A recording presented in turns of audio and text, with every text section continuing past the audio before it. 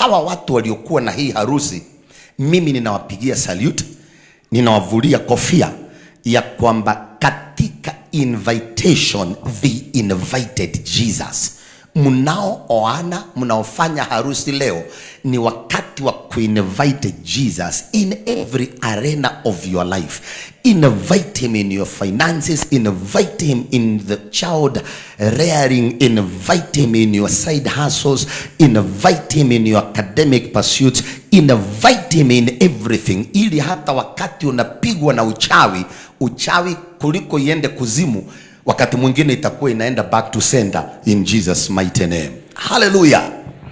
Sasa maandiko yanatuambia Jesus honored the invitation na akaja kula na kukunywa kinywaji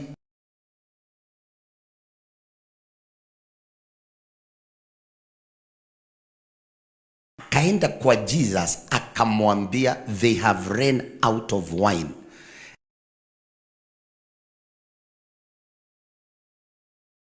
Uko na nini na mimi? My hour has not yet come. Hiyo language is unpalatable. Hiyo language inakaa kama ni rude. Lakini mama wake Yesu Kristo hakukasirika. Kile alifanya, aliondokea pole pole na akaongea na watumishi, akawaambia whatever he shall tell you to do, just do it. Hakukasirika. Can you imagine hawa watu ambao wanaoana leo? Kuna wale walikuwa wamekasirishana jana.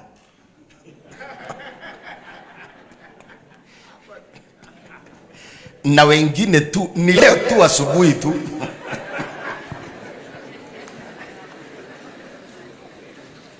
Kukasirika haraka is not a gift of the Holy Spirit, but otherwise.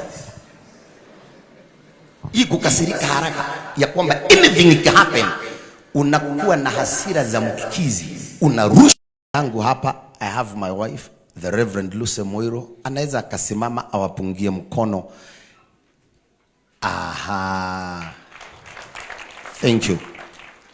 Fathers of faith, all these are my seniors, isipokuwa mmoja. All these others are seniors, isipokuwa mmoja. So Mungu awabariki. Archbishop Kibarabara, Mungu akubariki. Wow. My senior, Bishop Dr. Moffat Kilioba. Wow. Yani mpaka ninakusimamisha kwa sababu ya protocol. Amen. Bishop Dr. Philip Karanja, Mungu akubariki. Amen. Introduce yourself, sir. Amen. And we want to thank God because of you, because you are part of the Presidential Working Party on Education. Mungu akubariki. Mtumishi wa Mungu. Thank you, sir. I'm Reverend John Macau, the National Police College Main Campus Chaplain. And thank you because of receiving us outside there. Now, with your permission, Your Excellency, naweza nikalileta neno.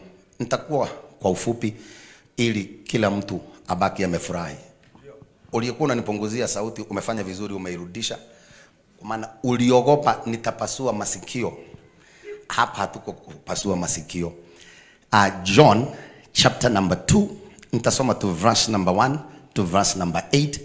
Sijui nisome haraka kwa sababu ya time. Naweza nikasoma ile ya kawaida ya kwamba in the that day there was a marriage in Cana of Galilee and the mother of Jesus was there. Verse number 2, that's John chapter number 2. Verse number 2 inasema, and both Jesus was called and his disciples to the marriage, and when they wanted wine, the mother of Jesus said unto him, they have no wine. Jesus said unto her, woman, what have I to do with you? Mine hour is not yet come. His mother said unto the servants, whatsoever he says unto you, do it. And there was set there 6 water pots of stone, after the manner of the purifying the Jews, containing 2 or 3 gallons apiece. 7, Jesus said unto them, fill the water pots with water, and they filled them up to the brim. 8, and Jesus said unto them, draw out now and bare unto the governor of the feast, and they bore it. Finally, verse number 9. When the ruler of the feast had tasted the water that was made wine, and knew not where it was coming from, but the servants who drew it knew, the governor of the feast called the bridegroom. Biblia inatuambia kulikuwa na harusi Kana ya Galilaya, kumaanisha harusi hazijaanza leo.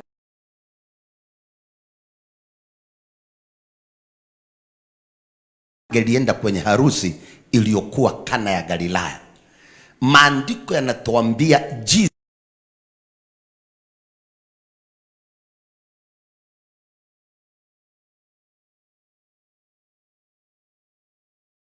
force himself on us. We have to invite him. Jesus hakuget crush, ilibidi apelekewe invitation. Komiti iliyoandaa hiyo harusi waliangalia ni nani wata invite, na katika majina ambayo yalikuwa my brother and my sister, katika kuoana na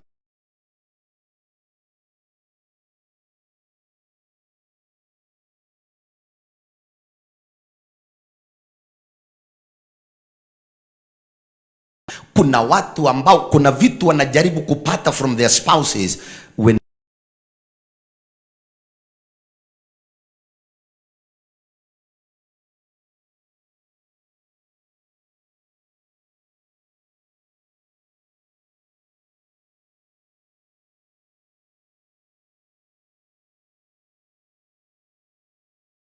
they invited Jesus.